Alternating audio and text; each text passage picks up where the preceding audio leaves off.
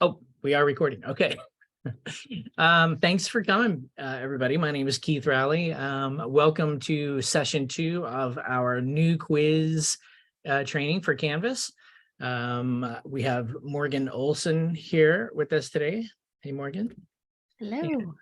And, Morgan's going to be walking us through some of the more advanced features of new quizzes, such as transitioning old quizzes to new quizzes, building item banks, and then a bunch of the new question types, or just some of the more advanced question types that she didn't touch on last session.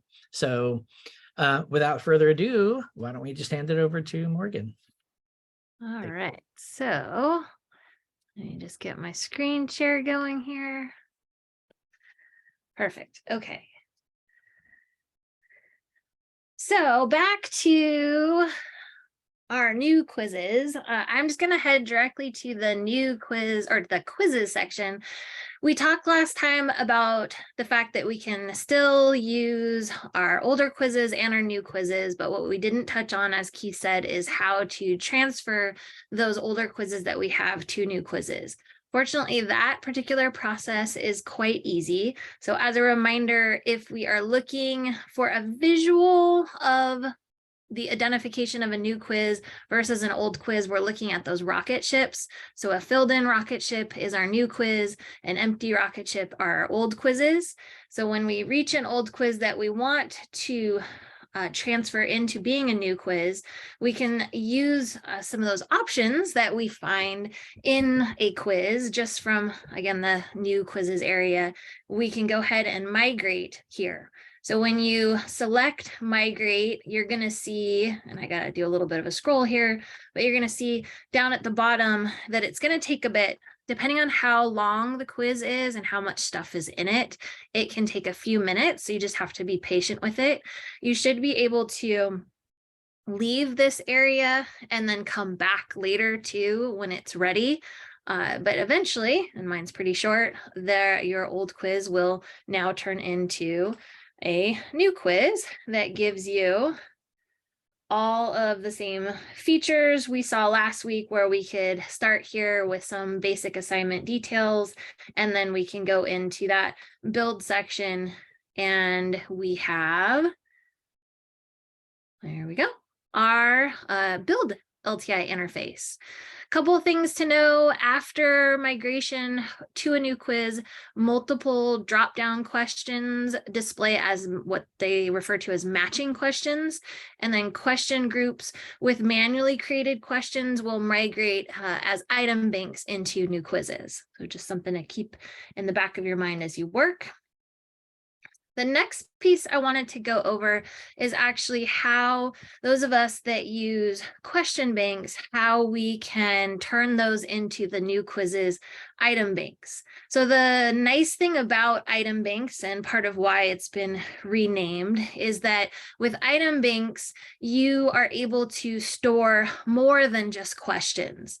One of the new question types that's available in new quizzes is called a stimulus question, where it allows you to include additional details like potentially a movie, maybe an essay, or just some further information that you have that would then prompt the student to be able to answer one or more questions that you would like to based off of that information. So those stimulus, that stimulus content can be stored in your new quizzes item banks as well. The unfortunate piece at the moment is that we have no quick and easy way to take question banks and then, just like we just did with this migration, to migrate them into item banks. We do have to do a little bit of a workaround to get this to come over the way that it's supposed to. So if you already have a question bank or a quiz that has all of your question bank questions in it, you've already accomplished the first step. I'm going to pretend today that I don't, so I can show you what it would look like if you just want to make sure you get everything. So if I go into the quizzes section and I create a new classic quiz, So I'm using my plus quiz button here in the upper right-hand corner, clicking on classic quizzes and then saying submit. So I get to everything we know and love. So I'm just going to give this a name that I want to use, at least for now, as the name of my future item bank. So I'm going to say just ABC. And how about question bank to item bank? Then I'm going to go into the questions that we have here, a questions category, and then say I want to find my questions like we normally add in questions from our question bank. I'm going to go ahead and use all of the questions I have in this demo question bank. I'll scroll down to the bottom and say add questions. Give my quizzes a second to load. There's all my quiz questions, and I'm going to go ahead and say save. The next part of this would be going to the settings. So over on my left navigation, I click on settings, and then I'm going to want to export course content. In this area, you want to make sure that you're exporting not the whole course, but just a quiz. So for us today, and just to save some time, I pre-did this, but I would uncheck all quizzes and just check the one quiz I wanted. I would use that create export button.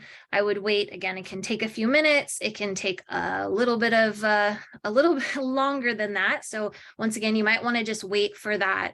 We normally get an email that prompts us that the course content has been exported, but eventually you'll have another course export appear. You'll download that. It comes as a zipped file. So I'm gonna, since I already have it, I'm gonna go back to my navigation and go to our new item banks. In item banks, I have this option to create a new bank. So plus bank, blue button in the upper right. And this name I'm gonna add right now is really just a placeholder. It will be replaced by the name of that quiz that I just created that was holding all of my questions from my question bank. So I'm just going to put test here because I know it will be changed. I'll say create bank. It adds itself here to there's already some question banks in here, but it adds itself to my bank. I'll go ahead and open it up just by clicking on that temporary name I used. And then it says there's no questions in here at the moment. If I was not bringing in questions, like if my intention was to just start a new bank, I would just start going in and I would be using this plus new button. But my intention is to fill it with stuff I already have. So I'm going to go ahead and use the three little dots up here in the upper right and say that I want to import content. And now I would just drag and drop that zip file that I got as my course export. I would import that in, give it just a second here, excuse me.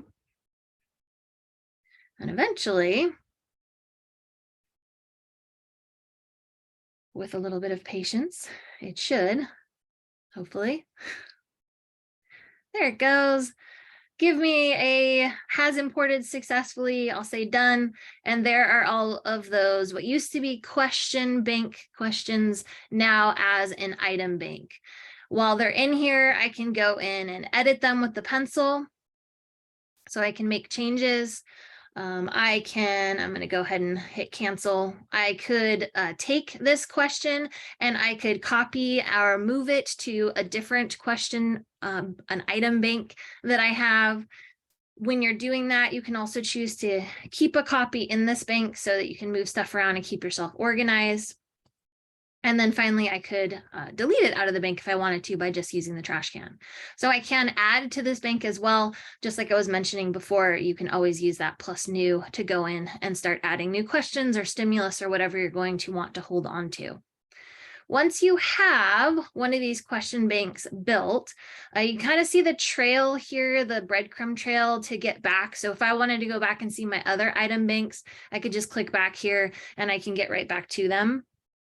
The other nice thing about these item banks is that they are shareable. So you can, there's over on the right-hand side, so you can edit the name. You can also, if you click the little share button here, You can go in and share with someone else, like another person that has a teacher role, a TA, or an admin role, and then you can define what kind of access they have, whether it's just view only, or if you're going to allow them to edit them too. So I'll get out of there since I'm not going to share. And then I'm just going to go back to my Canvas shell here. And let's say we wanted to actually use the item bank that we've just created. So I'll pop back here into my quizzes navigation. And I'll go ahead and create a new quiz using my new quiz. Say submit here. And then this is just going to be an item bank test. I'm not going to worry about any of the point structure today. I'm just going to go back to the build LTI.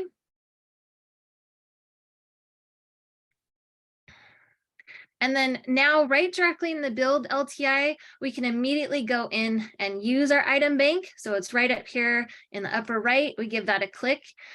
We've got a lot of information here where we can find our item bank to use. So just as a for instance, for I'm going to use, I'll just use Raji's nutritional item bank here. I can do one at a time. So any of the questions that I want to add, she has a lot more items in her item bank than I did in my test ones. So if I want to add one of these questions, I just give the little circle plus a click and it will take a second, but add over into my build area. If I want to do a randomized amount of questions, I can click the all random button here at the top. Once I do that, I'm going to close my item bank for a moment because I'd like to actually come over and I'm going to go in and edit this. So this is that random, what I'm asking for it to do is take all of the items in my item bank, put it into this question at the moment as randomized, but I want to maybe not use all of them. So I don't want to use all 300. Maybe I want it to randomly select, let's say 5 of the questions. And then I also have the ability to change the point structure for those 5 questions if I would like. And then from there, I can hit done. And you'll notice the number change instead of being from 1 to 300, because there was 300 questions in that whole item bank, it's only going to select 5 of those questions out of 300 at random.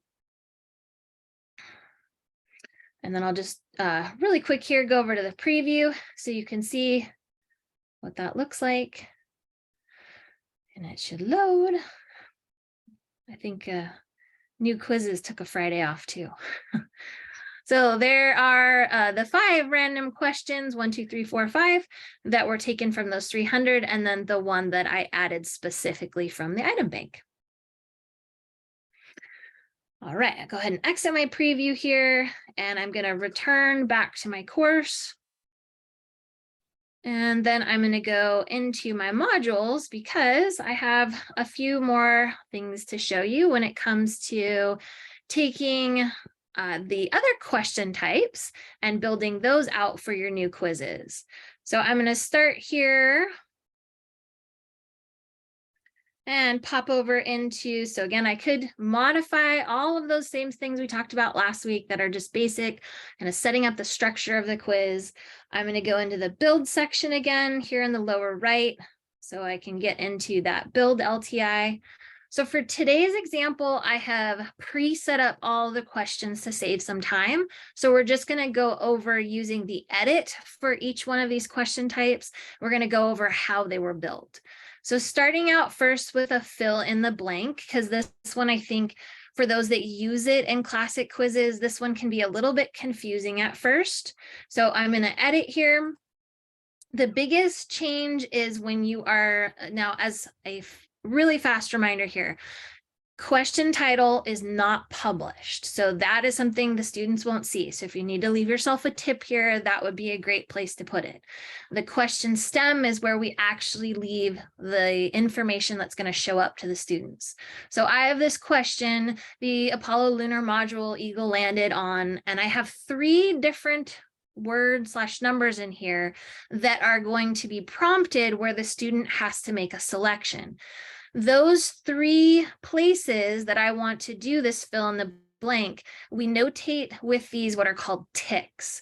We, in classic quizzes, use the brackets, the square back brackets. The tick is on your keyboard. If you look just under the escape key, most people call that the tilde key. That is where you get that little tick. So I have that tick before and after Eagle, before and after 1969, and before and after Armstrong. Each time you use that open and close tick, it will then prompt you to have an answer type to choose for how the students are going to fill them in. So there's 3 different choices here. An open entry means the student is going to actually physically type something on their keyboard to give the answer. The drop down type is going to give them a drop down list. And then the word bank is going to have those selectable and draggable, they almost look like buttons, but words that can be placed to fill in these spots. The open type comes, or sorry, the open entry comes with some text matching specifics that you have to choose. So within these options, we have where it can either contain, so it allows for text to exist really anywhere in the student's response. However, the student's answer must match specific spelling and case. So for instance, if I was wanting them to fill an eagle, but they typed "it's an eagle," as long as the case structure and the spelling matched, it would still count that when it says contain. Close enough uses this Levenstein distance to determine if the response is close enough. This is not something that I have a lot of familiarity with, but I do have, based on Canvas's instructions, I do have a wiki page that I just dropped into the chat. So if you want to do a little bit of research yourself as to how that works, it relates to the number of single character edits that need to be changed in one word to get it to be another. It does choose to ignore case in that situation. So close enough, you got a little bit more research to do. An exact match requires case and spelling to be an exact match. And then specify correct answers is the one that I'm currently using, where I can come in and place some choices that they could match to. So I could say eagle, maybe I want to say bird, maybe I want to say, maybe I need a couple more, maybe I'm going to say blue for the sake of the example. And then the last type of text match is a regular expression, which again, I don't have a lot of familiarity with, but I do have, once again, another suggestion from Canvas for a place to research there in the chat. The other 2 options, the drop down, sorry, I didn't just, probably already saw, but trash cans, if you need to delete answers, you saw me add the plus answer. Also, I love a little question mark up here because sometimes, I forget which is which. So that will give you a basic breakdown of what I've just gone over. So you can give that a click, read through those, and then select the best one that suits your needs. Morgan? Yeah, sorry. Did you say that case was important? So maybe if they, for the first fill in the blank, they typed lowercase eagle, would that be counted wrong because that's not one of your specified corrected answers? So the specified corrected answers, I've done a few tests with this, and this one does not, from my test, does not seem to be case sensitive, where exact match and our contains does need to be exact case. Okay, great. Thank you. Drop down gives you some choices. You type in a couple responses, then you select via the radio bubble which one they're actually going to need to choose. And then again, the word bank one is where you give the correct answer and then you can add some distractors. And so they're going to have to drag and drop those into place. You can choose as options to allow word bank choices to be reused. So anything in here, if I did have, I have multiple spots, I could potentially have them place it in, use it again and again. And then we've already discussed what the calculator is. As reminders, you can add from your item banks, you can change the point structure, and then you can add feedback. So I'm going to get out of that one. and move on to our next question type, which is our ordering. With ordering, I'll just use the edit button here again.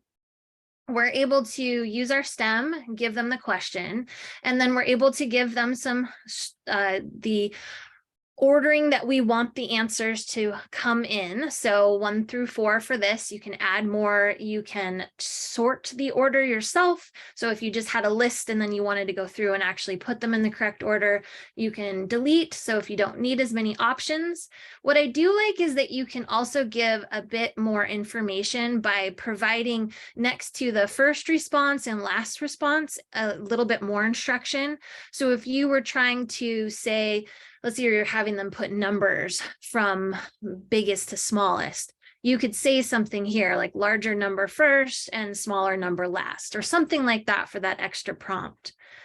There is a choice here. It sounds really confusing. It actually, when I first read it, I was like, ooh, in a paragraph, can I type a whole paragraph and then kind of have it fill in the blank? That's not what it means. I wish they would simplify it. It basically means whether these answers that they're going to order, whether they're displayed vertically or horizontally. So I'm just going to stick with the classic and keep it vertical here, but that's what that is. You can choose to include the labels or not. So I did the first shift and fourth shift for the Apollo flight directors. If that wasn't important, if they don't really need that extra info, you can just not include them and take it off. All the same additional options, point structure, feedback from here. And then one of my new favorites, but unfortunately it is not accessibility friendly, is the hotspot. So if you find that this might be an interesting question type to use, please just think ahead that you are going to have to make another way for this question to be usable by all. But with the hotspot, and I hope that down the road that they will continue, they're going to continue to improve it, of course, but that this will be something that they'll tackle a little bit sooner than later. But if I go in and edit, this allows me to bring in an image. You're only able to use a bitmap, a GIF or GIF, depending on how you like to say it, a JPEG or a PNG. Once you bring in your photo, you're then able to define an area where you want your students to click to get it to correct. You can section off this area with a square, so giving you, if it's really easy to go around, let's say a button. You can also use an oval, or you can use what I made, which is just the polygon, where you are clicking around and you're able to make a multi-sided shape. That's the area that I'm saying the student needs to click for this to be correct. We're going to see a lot of these repeats with the additional options below. So I'm going to go ahead and say done there. And I'll show you what this looks like for them to actually click in a few minutes here when I finish up the last few questions, because then we'll look at a preview. All right, so we have our categorization next. I'll edit this again. You start out with defaulted 2 categories, but you can go in and add another. You're able to give the answers that are going to need to go in each category, as well as additional distractors. So I have those astronauts that walked on the moon versus did not. And then again, my distractor is just funny, just my own name. Did you walk on the moon, Morgan? I wanted to. I was hoping. next maybe. So anyways, just a nice way to ask these kind of sorting questions in another way. And then our matching option, we're putting in answers, which answers go with which, basically the question and then the answer. So we're creating pairs. We can add additional pairs as well as add distractors. So I just have 1 distractor here. The thing to know with, I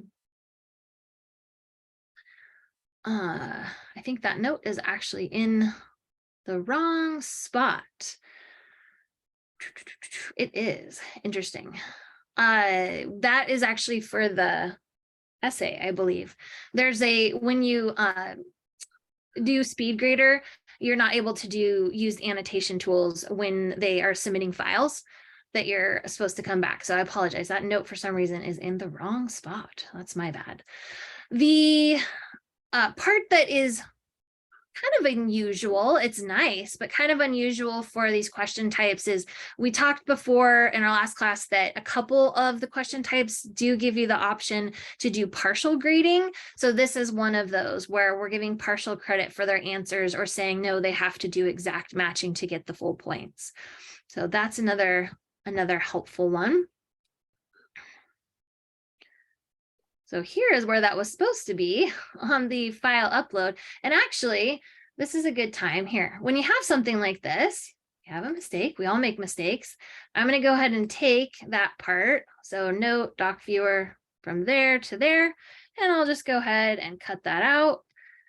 And then I'll save that now with clicking done. And then I'll come to the one I actually wanted it on, which was my file upload. I'll edit, come to the end of my period and paste. So easy fix. With this one, we're allowing for the file upload, we're allowing right now just the students to upload as many files as they want, and we're not restricting them to any specific file types. If you do want to limit so that they don't overwhelm you, you can go ahead and use the limit file number, and then you can type in the amount that you want to limit it to. And then you can restrict the file types, just knowing that you do have to put in the extension. So if I wanted to restrict the file types to, let's say, just being able to upload a JPEG, I would need to do that JPG. And then you can separate them as it says by a comma. So if you want to give multiples, I'll go ahead and hit done so I can save that.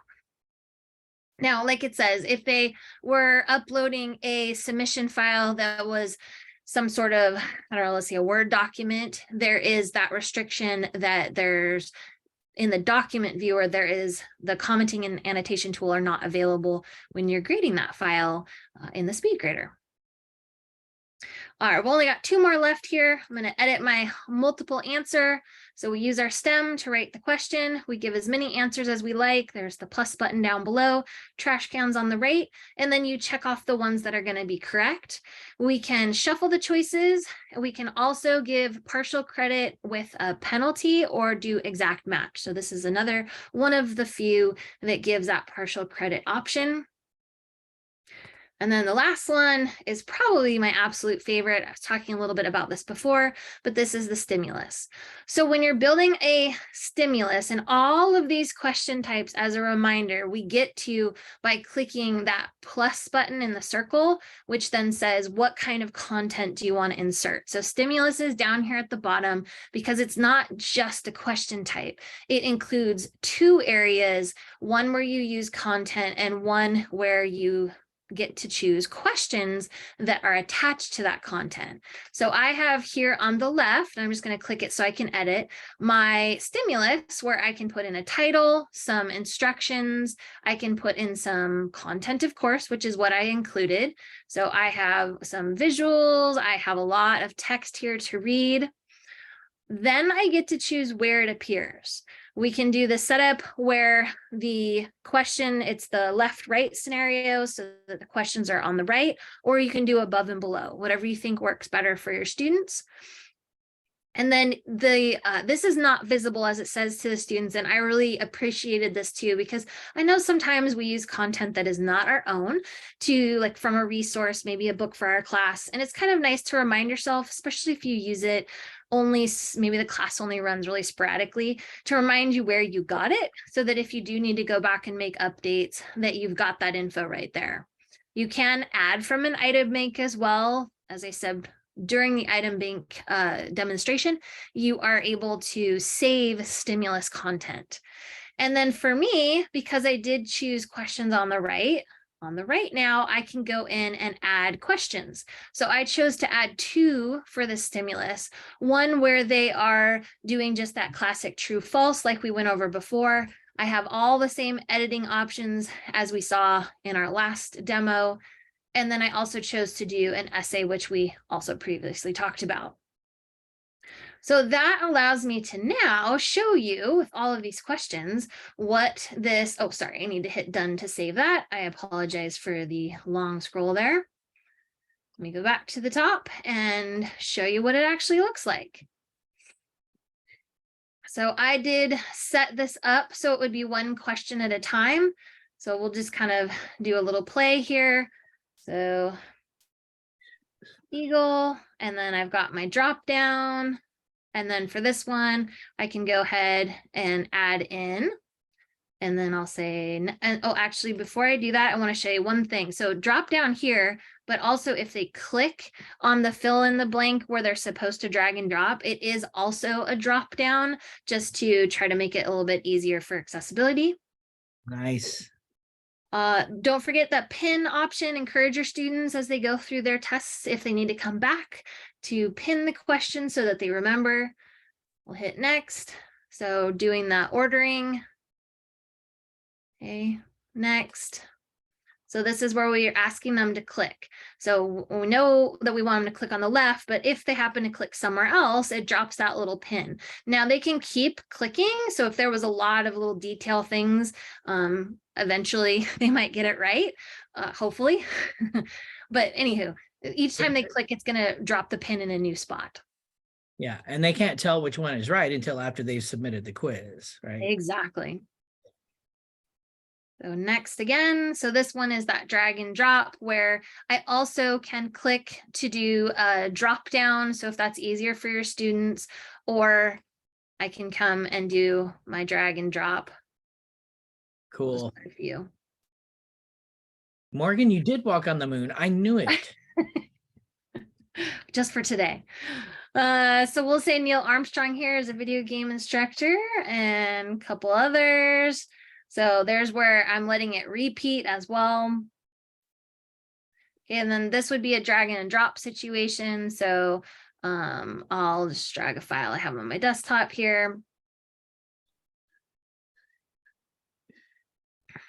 Unfortunately, I do have to wait until it loads, but eventually here, it should, it's not that big. There we go.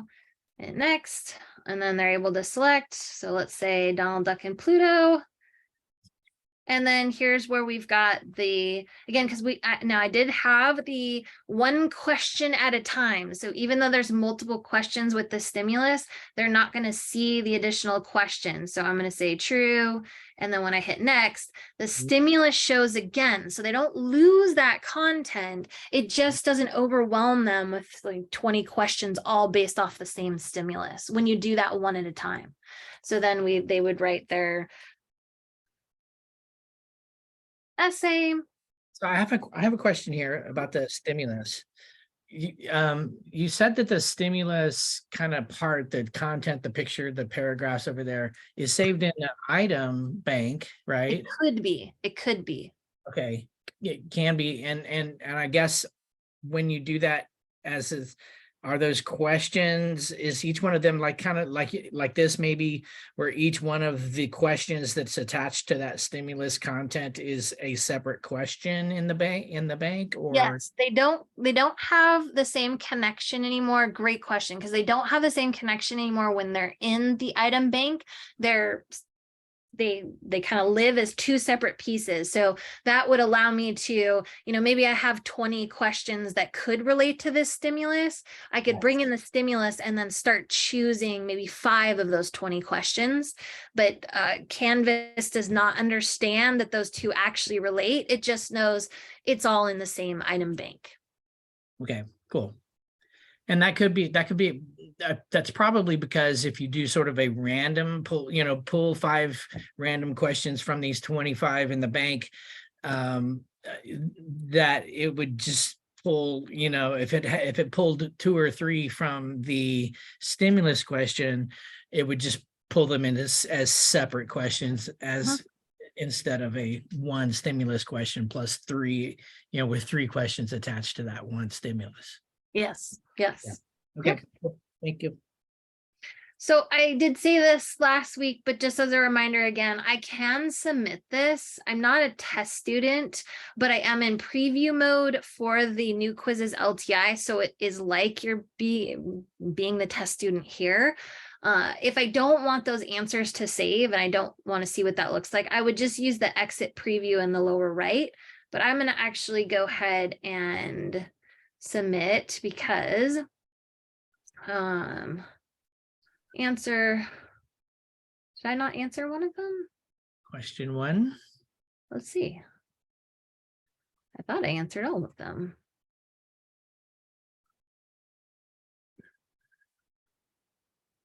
Looks like there's a return and next button at the top too. That's going to, no, hold on a second. Which one does it? Oh, I didn't actually select one here, apparently. There we go. Okay, so now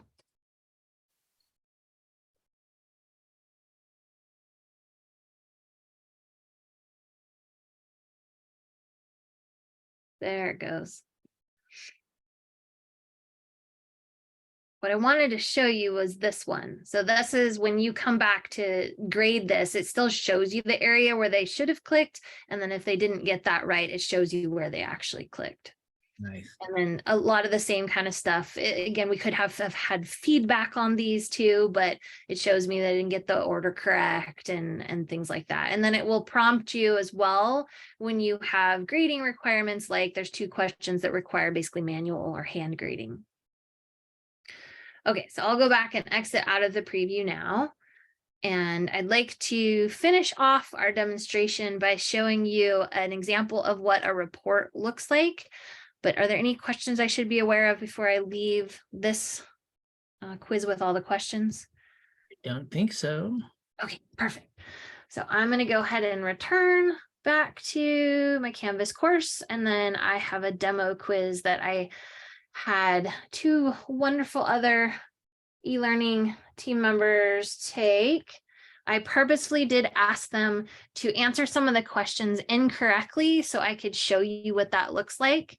But I've got, so I'm going to just head into the moderate option first so that you can see that each of them did make just 1 attempt. It tells me their score. It tells me how long they were in the quiz for. One of the things that I think is kind of interesting is that when you view these logs for the quiz, you can actually see how long that they spent on each one of the quiz questions as well. And then you can see just a little bit of generalized captured data. So if a student was telling you that maybe something didn't show up correctly, it is kind of nice to know, like for instance, this particular student was using a Mac versus a PC. So sometimes that can affect the way things display. So it's just kind of good information to have. And then I can see each of their attempts as well, where I'm loading them and I actually see the right and wrong. And if there are any questions that need to be reviewed, I can click directly to those questions and then I could go ahead and grade this manually. So that's, we see a lot of that just in SpeedGrader. But let me go back to moderate here. The report is another area of interest. So with reports, I can, if I had outcomes attached to my quizzes, I could see an analysis of that. I don't. So all I'm going to be able to see is this quiz and item analysis. And then here you get general information about the whole quiz, including the high score to the low score, the mean, standard deviation, the whole time that's elapsed, and so on. And then we can go and look at each question. So you get some general information first, and then if you use these little expander arrows, it will actually go in and show you a bit more information about the students and kind of where they lie with the question. So you can start to determine if maybe a question isn't working quite right, maybe there's something about it they don't understand, and you're getting a lot of students that are scoring pretty low, so you can make some changes to that. Yeah, from here, this is just, all your data points. Every question that I had has those data points, and that's it. And go back to the build just so you can see the same questions that I just showed you, just this one has students that have actually taken it. All right. Cool. Any other questions or anything else I can show again? I don't see any questions. Great info, thank you.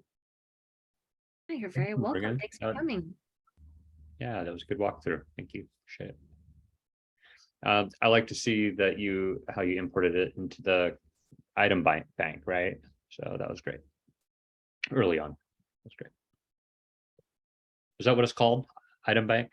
Yes, yes, we Yeah. call them item banks now instead of All right. question banks. But you can still have question banks and item banks for now. Okay. But everything that you would be able to touch in a new quiz needs to be in an item bank if that's your process for organizing your questions.